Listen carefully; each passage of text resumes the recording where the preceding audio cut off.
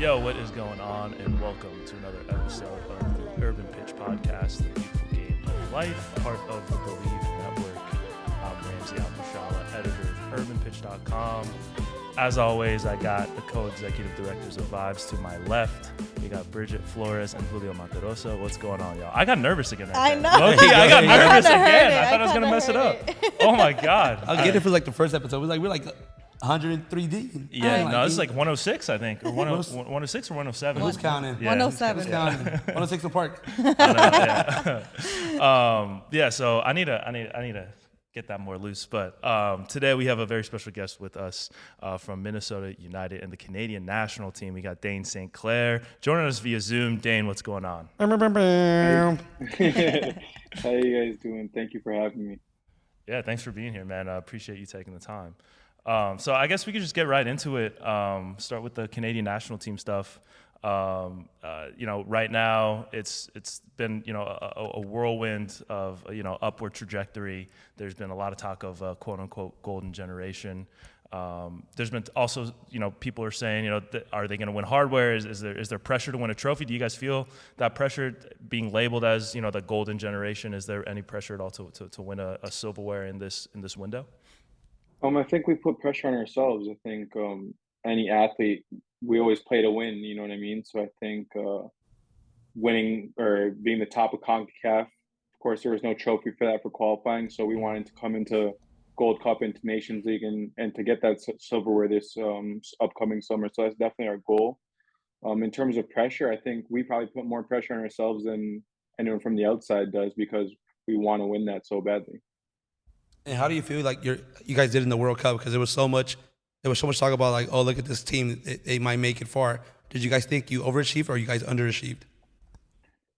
Yeah, I think it was difficult. I think if you look back to the Belgium game, we definitely had chances to score in that game. And I think in tournament football, a lot of times the first game is the most important because it kind of sets the tone. And I think unfortunately not getting a result that game kind of sucked the wind out of us a little bit. And then you play, and then I think you look back at our group and how tough it was as well. We had two semifinalists. Yeah, definitely. You know what I mean? And Belgium, who everyone said completely underachieved, and we knew going in that our group was going to be tough. But we also knew that we were capable, and I think a large part of what we wanted to do too was inspire our country. And I think after that first game, people started to talk about us and take us a little bit more seriously. And unfortunately, the results didn't go our way.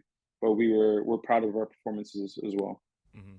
Yeah, and I think a lot of like pundits, especially on the North American side, might have underestimated that group, right? Because I mean, like Belgium, they had like that golden age too, and everybody knows about them. But I feel like Morocco and Croatia, if you're just kind of like paying attention to, like passively paying attention to soccer, they might not come up as like powerhouses. When in reality, that's the reigning runner-up, and we saw Morocco have like that huge run. So I think a lot of people were kind of underestimating that. But what was the overall experience for you, both on and off the pitch, in Qatar? BetOnline.ag is your number one source for all your basketball info, stats, news, and scores. Get the latest odds and lines, including the latest player reports for this year's pro basketball playoffs. BetOnline is always your sports information headquarters this season, as we have you covered for all your sports wagering needs. Basketball, MLB, NHL hockey, right to UFC and boxing. BetOnline is the fastest and easiest way to get your betting info, including live betting options and your favorite casino and card games you can play right from your home. Head to the website today or use your mobile device to get into the action. Be sure to use our promo code BELIEVE, that's BLEAV, to receive your 50% welcome bonus on your first deposit. Bet online, where the game starts. It was a great experience. And I think from a fan standpoint, I think it being there allowed people to go to multiple games. Like I think I was reading there was one person that went to every single game. And of course, when it comes here in 2026, it's gonna be a little bit different just because the country is way bigger. In terms of the fan aspect, I think it was positive, and from the player aspect, I think it's the World Cup. It's the biggest event. You know what I mean? Everything's kind of taken care of us, and we just kind of have to show up there and do our job. So I think in terms of accommodations and things like that. And I don't know when else I would have went to Qatar if the World Cup wasn't there. So to be able to experience another country and a different culture was nice from off the field perspective as well.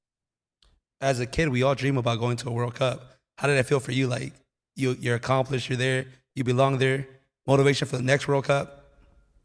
Yeah, for sure. I think sometimes it still hasn't really hit me that, yeah, I went to the World Cup, you know what I mean? What, growing up, watching them always on TV. And I think, especially being Canadian, it wasn't always visible for us and something that we thought was always achievable. So to be able to be a part of that and to hopefully inspire that next generation.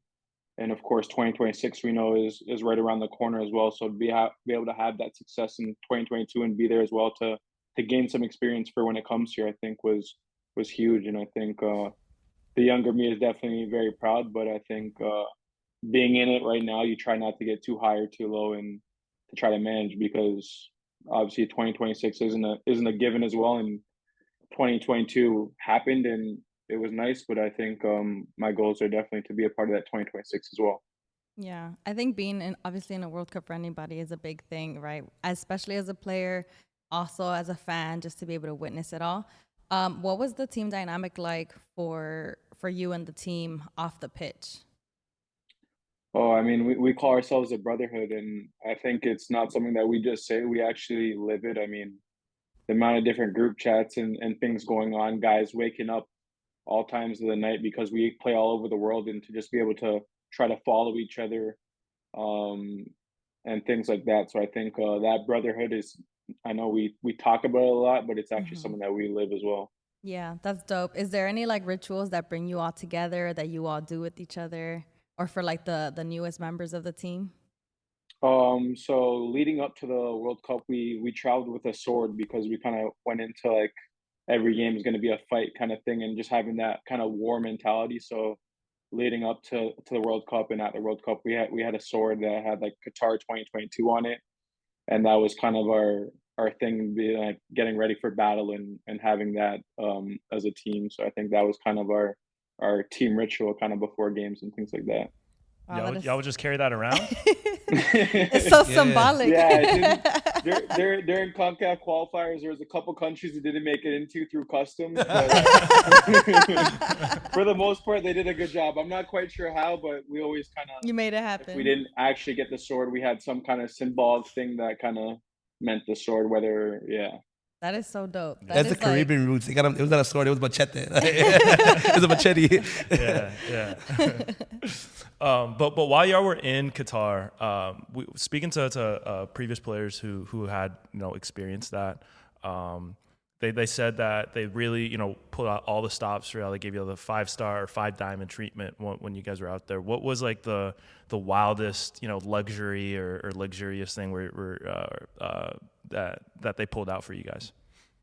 I think the craziest thing was just to be able to have a full on training facility that like they just designated towards our team, and it had everything that we needed, all Canada stuff around it. So like just be able to basically just transform a whole training ground and to kind of make it feel like it was our own, that we built in exactly the way we wanted. And I think that's definitely the player side in me. But I think just to be able to have that home, you know what I mean? Because we spend so much time on the field, and you want to be able to feel comfortable when you're on the pitch and getting rehab and things like that.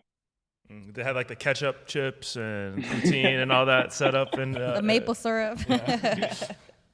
The maple syrup definitely travels with us because pancakes are big for us pregame meal, just to kind of carb up. So I the, love the that. maple syrup always does travel with us. Yeah. I'm a big fan of pancakes too. No, the ketchup chips, like they had to sneak him in. Yeah, those don't go through customs. Those stay in the carry-on. Ramsey's Yeah. a big fan of the ketchup chips. Man. Yeah, personally, I'm a fan of the ketchup and all dress too. Those are two like those y'all know what you're doing with when it comes to the Yeah, chips. I haven't had some like ketchup chips or all dress chips in so long, to be honest. Like I'm not a big chip person to begin with, but everyone was like, they hear ketchup chips and like what, and I'm like, it sounds kind of crazy, but I feel like once you try it, it's more like vinegary than like ketchupy. Yeah, You know what I mean? yeah, Like Yeah.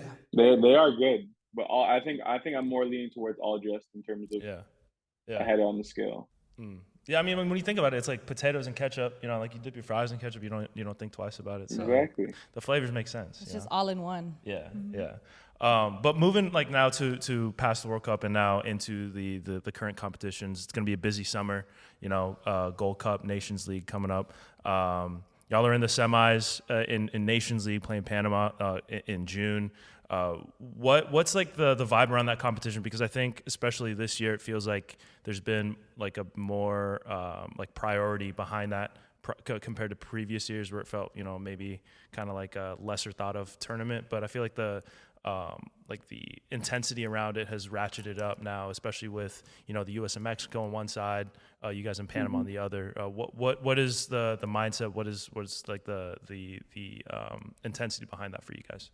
Yeah, I think in the past, it was obviously a new competition, so people were kind of trying to feel it out. But also, I think in the back of everyone's mind was World Cup qualifying and just trying to really prepare the most that you could for that. But now, obviously, we've already qualified for 2026, so I think just kind of going into these competitions now and going for hardware. Like I said, I think our goal is definitely to win these two games in the Nations League and then to continue with that success into the Gold Cup. And I think obviously we know that it's not going to be easy, but our goals for sure are definitely to go there and to compete and to win.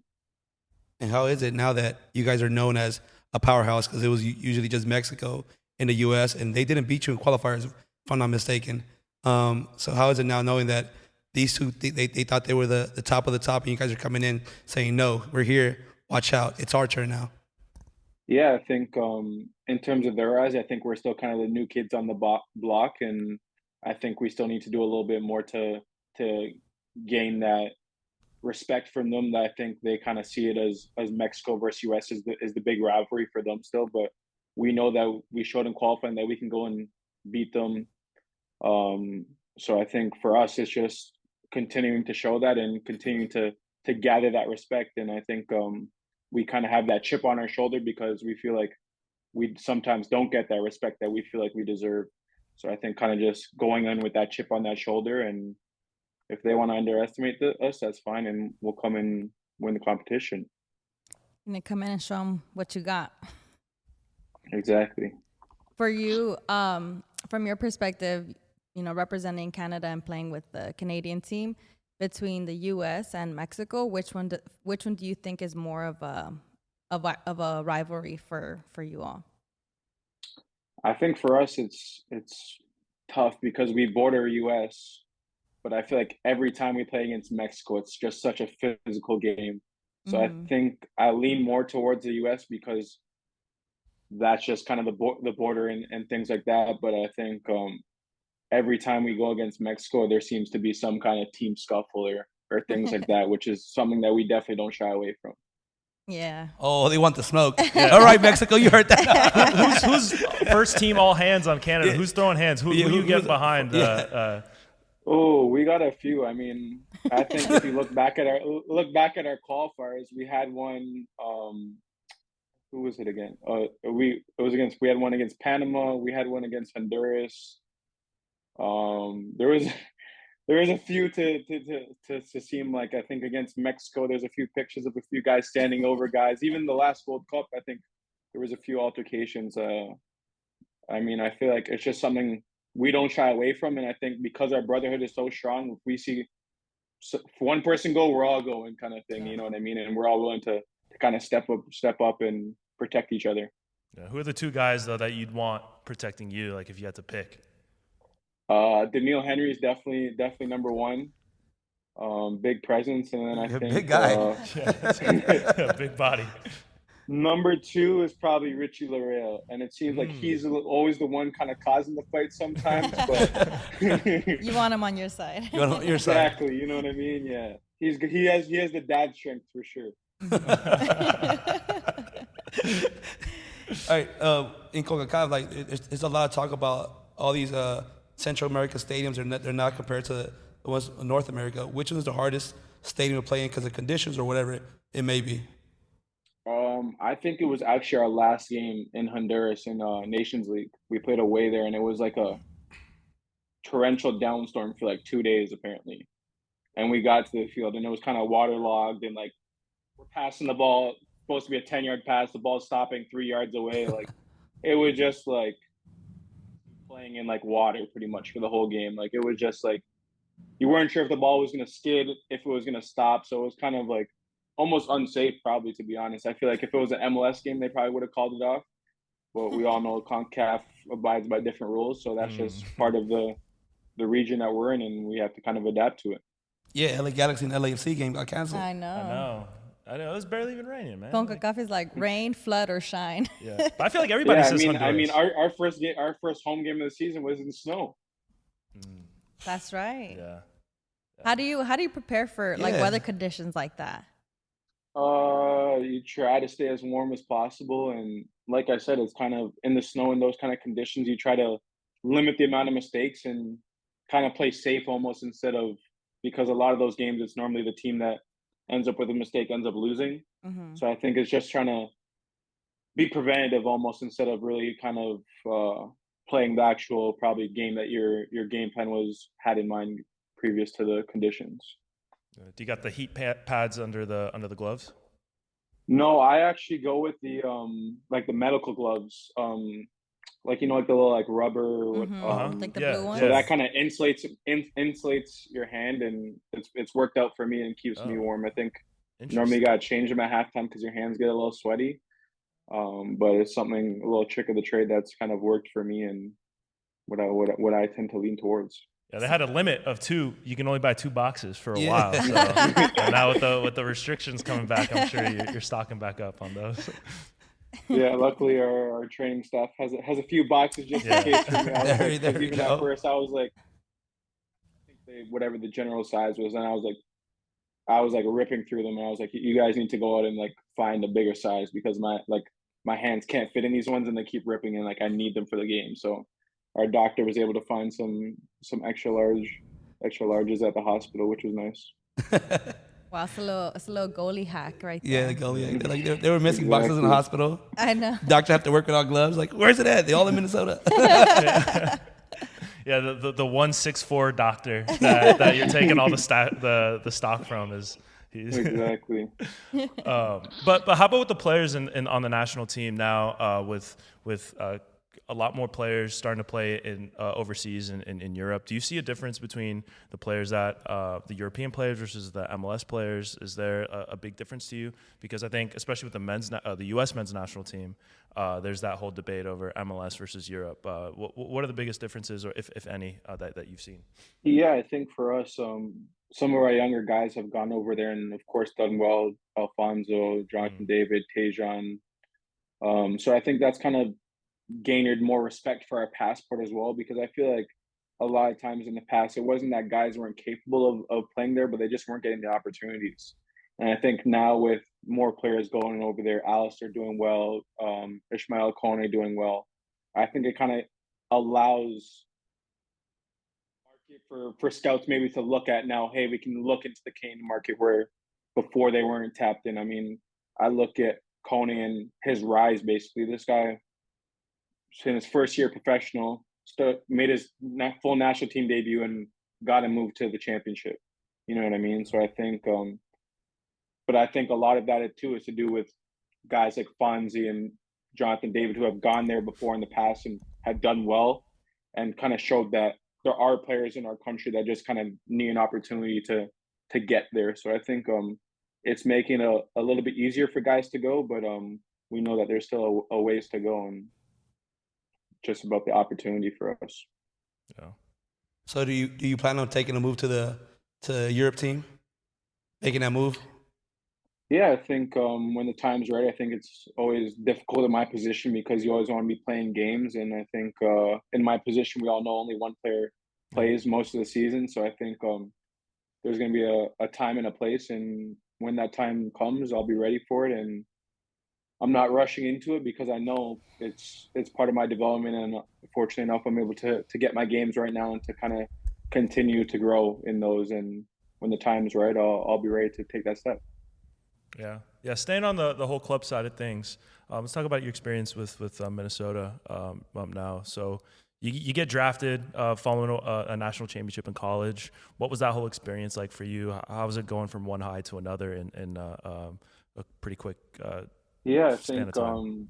that day was probably the most nervous I've ever been. Not because I don't think I was going to get drafted, but I think the human side. You're moving your whole life into a new city, and you don't know where that's going to be. And fortunately enough, it was Minnesota, and my college roommate Chase actually got drafted shortly after me, so we were able to kind of come here together. And at least you know someone and you have a connection on the team already, which I think obviously makes things easier. And then it's been a little bit of a roller coaster to say the least, like kind of up and downs of my position really, and going on loan, COVID year, coming back, making it to Western Conference Final, then to starting off the season, team's doing poorly, so I'm the one that gets falls on the sword for the team, kind of gets dropped, and then to kind of fight back into a starting role, getting an opportunity against Red Bulls, where I kind of was potentially going to be traded in that window, kind of thing, Mm-hmm. leading up to the World Cup, and then to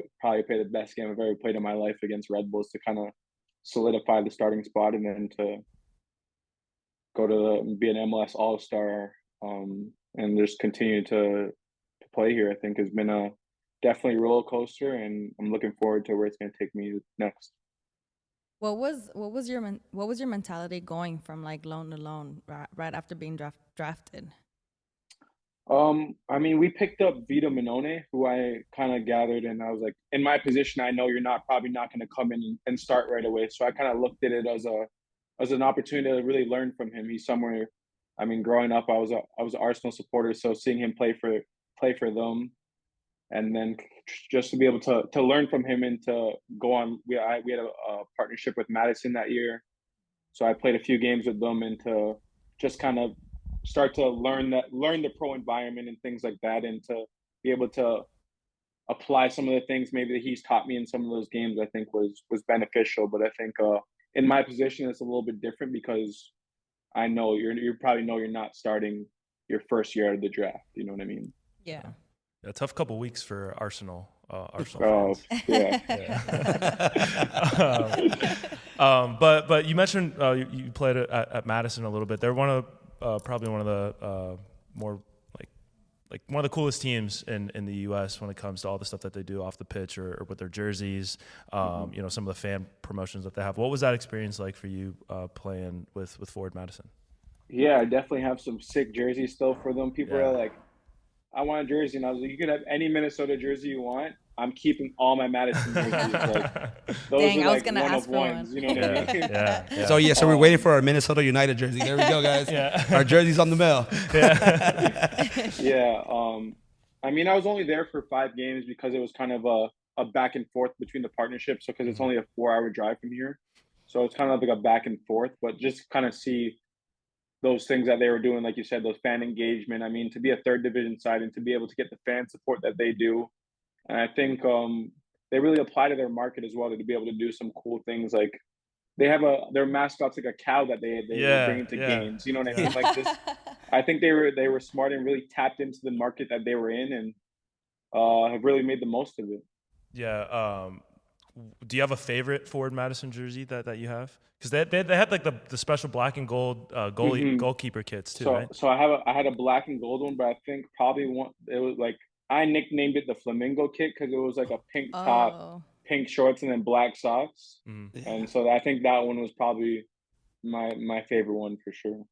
Yeah. But the black one is nice too because that was the jersey I made my pro debut in. So I think that one will always kind of have like a special place in my heart as well. Yeah. For auction, are you taking? Is there like a minimum price that you're starting that at, like 100K, 200K?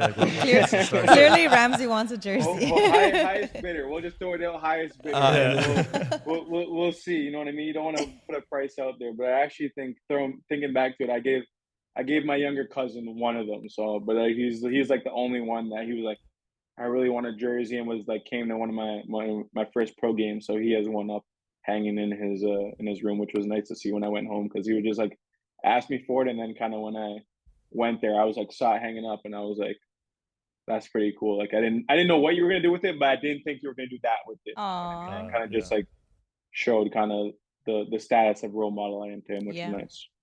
I would have wore it to a club, like, look who I am. Google me. Of Could have course done he a jersey would. switch with someone like. Google me, guys. Look who I am. He rocked it to school. But I have a question. Just like taking it back to like when you started playing soccer, you started getting into your soccer journey. What made you pick the goalie position, or did the goalie position pick you? So I think it's a little bit of both, because I didn't really switch to full-time goalie until I was like 14, 13. So it was pretty late for a goalie, but I think one, my dad played in like Sunday leagues or whatever, like he played goalie. So like I think in the back of my head I always had like goalie, and to be honest, I just never, when I was a kid, I just never wanted to come off the field. So it was like no one wanted to play net, sure, I'll go in net, you know what I mean? And I just never wanted to come off. And then growing up in Canada, similar to the US, a lot of kids growing up play different sports. Mm-hmm. So our goalie also played hockey. So sometimes there were some conflicts, and so then I was like, I'll go in net. And then I think it was kind of something that I just ended up started playing more and more, and just kind of grew to have success in the position, and then had to come to the decision of if I wanted to be a center back or a goalie, and I just stuck with goalie, and it's worked out so far for me. So Yeah, yeah, you've been so it's a doing your little bit of thing. both.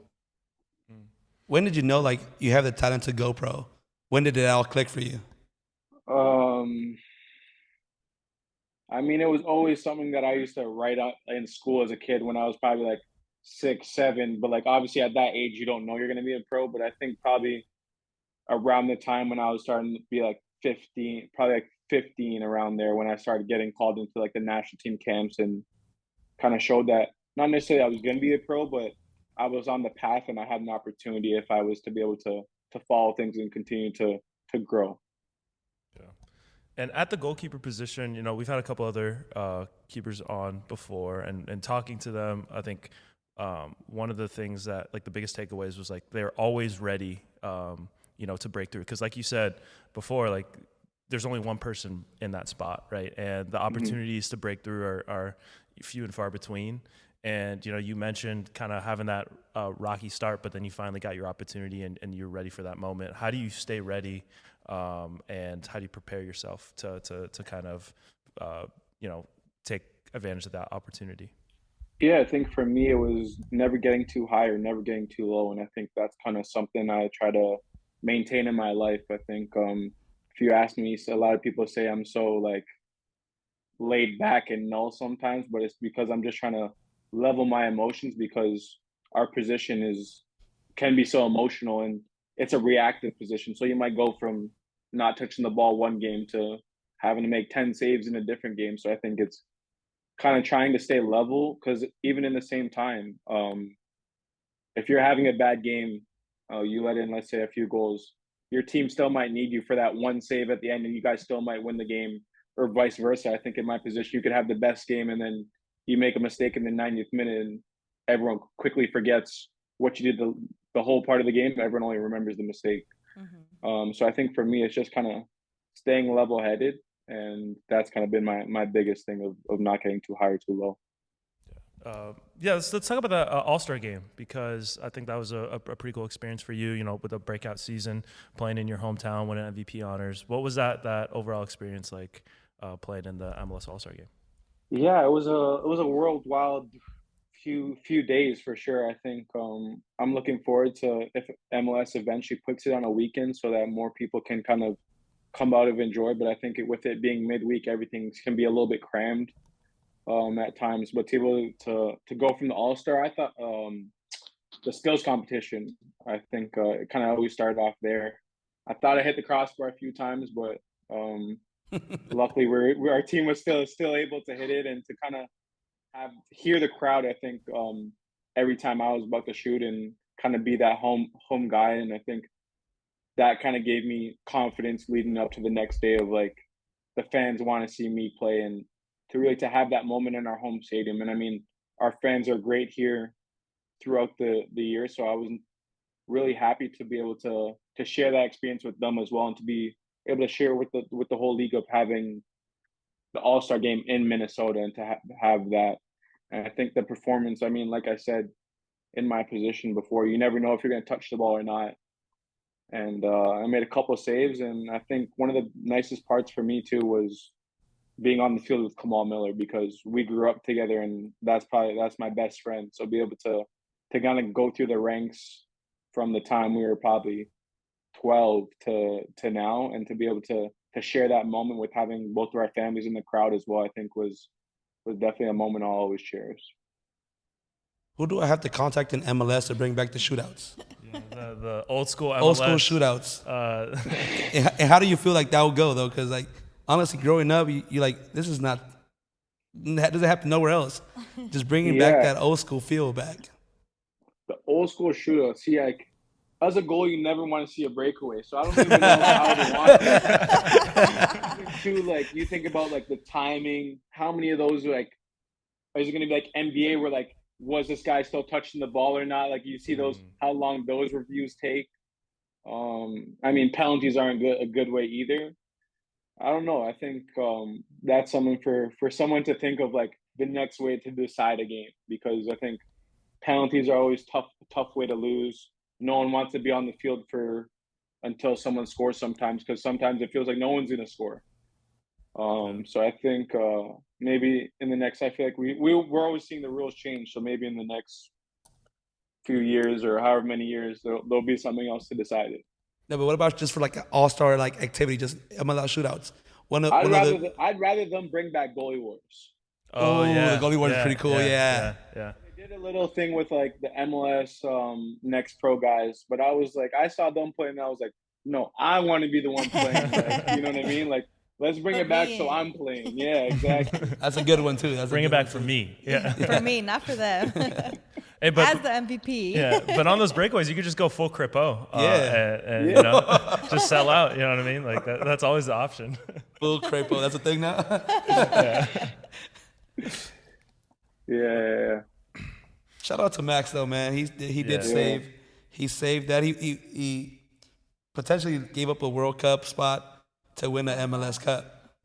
No, he definitely did, and I mean, it was crazy because the guys that were already knocked out, we were having a pre-camp in Bahrain, so a lot of us were already on the plane going to like start to prepare, and he was supposed to be coming right after. So like the Wi-Fi was kind of dodgy on the plane, so like none of us could like get the stream up. And then all of a sudden, like all of our phones started blowing up. Like, what just happened? What just happened? And we're like, I'm on a plane right now. I don't know what. Like, you guys tell me what just happened. And I think my heart definitely sank for him because I know how much the World Cup meant for him. And I mean, to be able to go out like that, I think was just really a tough moment. But I know a moment that he's always willing to die for the shirt. And I think he definitely showed that. And I think even the spirits he was in, he talked to us when we were at the World Cup. But I think all the credit to him because he knew. I think he knows he would have. I mean, we all know he would have been in Qatar with us. And I'm looking forward to hoping that he's able to really come back fully and to be able to pick up where he left off, because I think he had such a good year for LAFC last year. Yeah, he's a legend amongst LAFC fans, for sure. Everywhere he goes, like he's the one, the face of the team right now. Where like they have like team events or like their sporting LAFC somewhere. He's like the guy. Yeah, and I mean, I think he definitely deserves it. Like you talk about, we always say putting your body on the line for the team, and in that moment, he literally did. And I think exactly that. On a different day, it doesn't end up with a broken leg and. You know what I mean? So I think, but he's someone that when I saw the challenge, it was no surprise that he was willing to lay it all out there for his team. But to be a keeper, you have to be a little bit. They always say you got to be a little bit off because the way you put your body in the line is not just one part. You're putting your whole body in the line, get kicked in the face. Any way to do it just to save that goal. Yeah, for sure. I think that's part of our position. I mean, it's definitely not fun with the new ball. Sometimes I feel like every new ball gets faster. I feel like that comes out, but luckily they don't move as much as the Jabulani anymore. But I think like you said, I think it's just about accomplishing the goal of keeping the ball at the net. And I think a lot of it comes down to that, and I think every goalie's got hit in the face, every goalie's broken a few fingers, you know what I mean? But it's about laying it all out there for your team, and in our position, it means so much because the goals in our game are the hardest thing to come by. So if you can prevent one, I think it's definitely the hardest part of our game. Yeah, more power to you. When I started off playing soccer, I was goalie and I got hit in the face and I was like, I'm never doing this again. So I went to forward. I mean, yeah, I look at some of these crosses that some of these guys head, and I'm like, I don't know if I would do that, like intentionally, you know what I mean? So Right. I think it can go both ways sometimes, you know? Yeah. I can see that. Yeah. All right. But so switching gears here and taking things off the pitch. So we like to focus a lot on, lifestyle and culture off the pitch. Trying to get to know you as a whole person. Yeah. You know? Yeah. Right. So starting with the music. What's some stuff that you listen to before games, around the house when you're cooking, all things like that. What's on the Dayne St. Clair playlist? So before games, it's definitely a lot of like Caribbean music, whether it's like dance hall or soca. I think my dad's from Trinidad, so kind of growing up, I feel like every household had like their cleaning music. You know what I mean? Yeah. So you woke up on Sundays and you knew. So I think a lot of like dance hall and soca is kind of what I listen to. Definitely a little bit of hip hop and R&B, and just kind of I listen to a little bit of my music, but then when I get to the locker room, it's like whoever's on the aux that day, like that's what you're vibing you to. know what I mean? Like, yeah, exactly. What are your like top 3 artists right now? Ooh, probably Lil Baby, Okay. Northside Benji, who's a Toronto artist, and then I mean, I just feel like you can't go wrong with Drake because he's just so versatile. You know what I mean? So Right. I have a question. Is it true that all Canadian boys are certified lover boys? I'm just asking. She had that one on deck. She's ready to fire. I did. I was like, hold on. I need to ask this. Definitely not all, but there's definitely a few out there for sure, just like any place. There you go. Do you Yeah, consider yourself a certified lover boy? Political answer right there. That's Media good. trading right there. But would you say Drake is properly rated, underrated, or overrated? Because I think he's not really a polarizing figure, but there's a lot of discussion around Drake all the time. I think he's properly rated. I think for the most part, the general people, I think, of course, some people rate him. I mean, I have one of my teammates, DJ Taylor. He knows every single lyric of every song. He's like, I'm like, I don't like him to that extent, but like, you know what I mean? But then I think like people are like, oh, like he's not a hip hop artist because he sings, or you know what I mean? He's not a rapper because he sings sometimes. And I'm like, I think for the most part, the general population is properly rated. No, but at 2 a.m. Marvin's room hits different. It's different. We actually had DJ on. He was, I think, one of our first, if not our first so, MLS guest. And he said, because he has the whole Venti clothing line and he's taking cues from OVO and all that. So he's like Drake fan number one.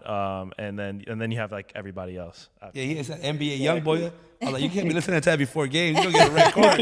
You got to calm down, bro. Red card automatic. Yeah, it's a black Air Force energy right there. Yeah, I mean, no, but like it's also like crazy to see because some guys play better some guys meditate before games and play better when they're relaxed. And then there's guys like Richie Larea, who's the angrier he is, the better he's going to play. And sometimes I just try to piss him off before games because I know he's going to end up playing better when he's mad. So it's just like everyone has whatever works for them. You know what I mean? Right. Yeah, it's just knowing the players. That's part of being a goalkeeper. Part of being a leader is knowing how to motivate. You see everything else. from the outside perspective. Yeah. Exactly, and I think someone in my position, you're communicating so much with guys. You end up building probably the most relationships with a lot of guys because you're always talking to them, whether it's on the field or off the field. So I think it's definitely something that I'm take pride in, of being one of the glue guys in the locker room for sure. Yeah. So when you're out in Minnesota, like on a day off or just, on a casual day where you don't have a game or practice, what are you doing? Probably going to restaurants. I'm definitely big into the food scene, whether it's me cooking, or I'll do that too. Our last few like off days, we've been having kind of like dinner parties, kind of I would say, or like potlucks kind of thing, just make a bunch of food. And of course, there was Easter and things like that. So a lot of us, our families aren't here, so just kind of getting together with the team, whether it's me cooking or us going to restaurants. I think food is always something that bonds people together for sure. Yeah, There you go, ladies. He's a cook. He can cook. He cook you a good meal right there. Yeah, you throw down in the kitchen. What's your go-to meal? Oh, honestly, I don't really have a go-to. I like to like mix it up. I mean, I think probably Caribbean stuff is kind of my go-to, you could say, because just kind of growing up in a Caribbean household, my dad did a lot of the cooking, so kind of just seeing those things made, and it was just normal to me. But I always like if one of my teammates is like, oh, like, can you make this? And I gotta kind of attempt to to make something new for sure. I mean, I think barbecues are always nice to being out in the summer because Minnesota for us, the winters are definitely cold. So when it is nice out, you try to get out there and enjoy it. So looking forward to having some like barbecues and things like that for sure as well. What's like the most recent thing that you learned to cook that you've never really cooked before? Ooh, I've been into the lamb game a lot recently. Ooh. Yeah, whether it's lamb chops or like lamb loins, I think I've kind of been tapping in a lot more too recently. Nice. I'm Salvadorian, so mom has a great pupusa recipe. We're gonna send it your way. You can figure it out. Yeah, we'll come through next time we're in Minnesota. We're gonna come through and I'll start working on it myself, and that's the thing. I normally like someone will say like, "Oh, try to make this," and it's like, okay, like I'll try it, but I'm definitely gonna put my own little like spin on it as well. You know what I mean? But Yep. I'll Jerk chicken definitely attempt pupusas. it. Ooh. There you go. There we you go. Yeah. Hey, if Hey, anybody copies our recipe here right for there, we need a we're here. percentage. We need a percentage. We'll file for a trademark. We're here then. for the spin-offs. Yeah. I think too. That's why I love fusion restaurants. You know what I mean? Because Mhm. all the different cultures have so many different things, and if you really kind of break it down, so many things are like so similar between different cultures, whether it's the certain spices or like types of bread or things like that. There's just like slight changes to them, you know what I mean? So I think fusion restaurants are kind of one of the coolest things that have kind of become more popular recently. Yeah. Um, I have a lot of questions for you. So Bridget's corner. It's Bridget's corner. Go, Bridget. Keep them coming. There you go, Bridget. we're gonna be here all night. I have a lot of questions. I don't know if y'all have Take a questions, deep but- breath because she's coming for it. No, it's because I'm going to Canada in August, and I'm gonna go to Calgary. So I wanted to know if you've been there, if you have any suggestions, any places I should go. Can you go with her? Where are you gonna be out there? I've never been to Calgary, but I'm an outdoorsy person. There's definitely a lot of hiking. I'd say Banff Lake. I feel like everyone like it's like the viral picture of Canada that everyone Oh, talks yeah. about. So I think if you can get out there, I think that'd definitely be a good experience. But other than that, I can't give you much. I don't know when the Calgary Stampede's going on, but if that's your jam, Pull up. yeah, exactly. I don't know. Not really my vibe, but I think it's something. If you're there, why not? You know what I mean? Yeah. So what about when you go back home to Toronto? Like, what are you out there doing? What's your favorite thing to do out there? Just kind of hanging with my family and friends. I think obviously our season's so long, and then I play with the national team normally when we do get breaks. So kind of when we have those few days off at the club, I'm away in a different country with our national team. So kind of just spending it with family and friends because now that time is kind of limited with how long our season is and my profession, which is I'm not complaining about because it comes with our lifestyle. But I think having those moments to be able to kind of relax and enjoy. And I mean, Toronto in the winter is cold as well, so you don't really want to leave your house to begin with. Similar to Minnesota. Yeah. Bridget, I'm a Go ahead. yeah. All right. Yeah. You can come in. But Toronto is like a city known for its diversity, and with that, like its wide array of restaurants, and it's like kind of known as being a really great place for food. Are there any certain spots that you go to, or like some of your favorite places to eat in Toronto? Yeah, I mean, I think there's just so many. I think I love growing up in Toronto because like you said, it's so diverse. So if you want Greek food or if you want Indian food or Italian food, you can go to Little Italy or Little Greece or little indie and really go in there and get authentic food. And I think even like so many of us are either first generation, second generation, or third generation, that those recipes are still there. Like I think like even myself cooking, like my dad's from Trinidad, but a lot of influence on my cooking is definitely Caribbean based more than I'd say quote unquote Canadian. You know what I mean? Mhm. So I think it's tough to really pinpoint it, but I think if you have a certain type of food that you like or a certain cuisine, it's definitely somewhere where you can try it. And I think if you haven't tried it as well, I think you should kind of get out there. And Toronto's a good place to go and try something that like a different cuisine that you maybe haven't tried. Yeah, he doesn't want to blow up any of his spots. Is Yeah, what he's he's like, yeah, No, but the I'm, Burma spot. I don't believe in that. I think you're I don't believe in like gatekeeping restaurants. I think food should definitely be shared. So I think it's just like it just depends on what you want. I mean, I think one of the big ones for me, if I want Jamaican food, one of my friends owns a restaurant, or his family owns a restaurant called Epiphany Foods. Best wings and festivals I think that you can get, and it's definitely somewhere where I always go when I go back. But I think it's so diverse. You can name so many different places. You know what I mean? It kind of just depends on what you're looking for. And I don't live downtown either, so I feel like a lot of the new places too, I'm going in and figuring out myself when I go back as well. So I think it's Right. tough to for me to really pinpoint one. But if I had to give one, I'll give you Epiphany if you want Jamaican food. There we go. They got some Hennessy wings there too. If you're Okay, you don't gotta tell me you twice. speaking my language. Anything is possible. with Anything them is wings. possible. exactly, so definitely one of those things on the menu that you should definitely try out. All right, I just wanted to ask you because I know you say you have Trinidad roots. Was that ever an option to play for that national team? Yeah, they reached out to me. Kind of, I think that was like 2019 in my first year. But I'd already played for some of the youth Canadian national teams and was kind of willing to wait it out to see if I felt confident that I could eventually break through in Canada. And of course, there's just like we talked about. There's so many young and upcoming players in Canada, and to be able to be a part of that group is definitely a pride and honor, and something that I want to be able to fight for. So they approached me, and I just kind of respectfully declined for the moment, and then I was able to be called up by Canada, and there's been they're definitely happy with my decision. Because 2026 is coming around the World Cup, and there's been a lot of talks that the Caribbean teams are bringing those EPL championship players, MLS players that have the roots that are not getting chances with the teams with either USA or Canada, whatever it may be, or England. How do you feel about them coming in and they're saying they're going to rise the level of CONCACAF? Yeah, I think being able to play for your country. I mean, I feel like we see so many people playing for.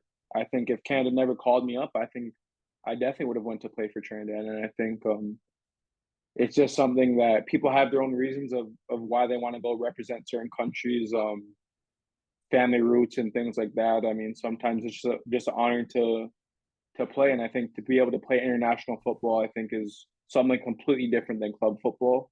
So I think if you have the opportunity to go and there's some kind of connection there, and I think everyone, like I said, has their own reasons. But I think international football, who doesn't want to play and who doesn't want to be a part of the World Cup? So I think some of those guys that aren't getting called into these countries and respected like they feel like they should have a different pathway and a different route to make that dream come true. Because I think everyone that grows up and plays soccer wants to play in a World Cup. So why wouldn't you exhort all options that you can to in order to fulfill that dream? Yeah, true. I went to Canada, I think in 2018, and I honestly fell in love with the place. I went to Toronto. I enjoyed everything about it, the people, the vibes. So I'm definitely rooting for Canada. Unless you're playing against Mexico, then I gotta root for my roots. We'll take all the support. I feel like whenever you play in Mexico, it's just like no matter where you play, it's like the stadium's full of them anyways, and unless we're playing an actual home game. So I mean, like, the last Gold Cup game that we played them was packed, and I was in where did we play? In somewhere in Texas, and it literally felt like I was like we could be in Mexico right now with the amount of support that they had. I was like I think you could count on your hands how many Canadian supporters we are, but hopefully this upcoming Gold Cup and Nations League that we're able to get more fans out there and to make it more visible for us as well. You know what I mean? Because I think having that support is always nice. Yeah. It's always nice to see both sides just being represented in the stadium. It's always dope For to sure. see that. For sure. No, I think that was. Sorry, she was trying to make you soft. No, we got to go to Mexico. We need all the smoke. We're not backing down. We're going for it. No to Mexico. We're all the smoke, all the time. No to Mexico. He's just mad. We've gone to the Aztec and gotten a result. You know what I mean? Hey, So there we you go. go. There we go. He's just it's mad because his nothing- country nothing new to doesn't. us. His country's irrelevant. So We Salvadorians, we're prideful people. We got to get it together, but you're we're good working for on the it. pupusas. Yeah, we're there for the vibes though. But hey, Mexico, Canada, I'm rooting for Canada. Rooting for Canada. There we go. So we gotta be 100%. No to I'm starting a campaign. Shirt. No to Mexico. You're gonna get a lot of support from a certain demographic of people. Clearly. Now that I hear Especially it back, with that word. That sounds bad. Never mind. That sounds A lot of red You're about hats. to get A lot of red canceled. hats are gonna start. It's gonna be like a customers frequently bought that red hat. No, let's just go That's with Go Canada. That sounds way better. Oh man, but Dayne, listen, man, I appreciate you taking the time. We're running out of time here, but thank you so much for taking the time. This was a lot of fun. We're going to be following you in Canada and what you're doing in Minnesota as well moving forward. We do have what we're calling the urban pitch boost, where Kellen Acosta scored that goal last night. He was on the show like a month ago, a month and a half ago. So I mean, it's been over a year, so it's kind of like not a coincidence anymore. DJ Taylor had a good game DJ after Taylor, coming out with us. So hey, We're not saying it's us, but the urban pitch boost is there. Yeah. Okay, So that's what's up. That's what's up. I mean, if send me the pupusas recipe and I'll start getting For sure. that working so that by the next time I come on, I can give you a little photo evidence so that Okay. that I got it. You know? definitely. All right. Hell yeah. Hey, we're on. All right. You Okay. bet. Yeah, for sure. All right, Dayne, thank you so much for taking the time to speak with us. This has been the Urban Pitch Podcast, the Game of Life, part of the Believe Network. For Dayne St. Clair, Julio Monterosa, Bridget Flores, I'm Randy Shala.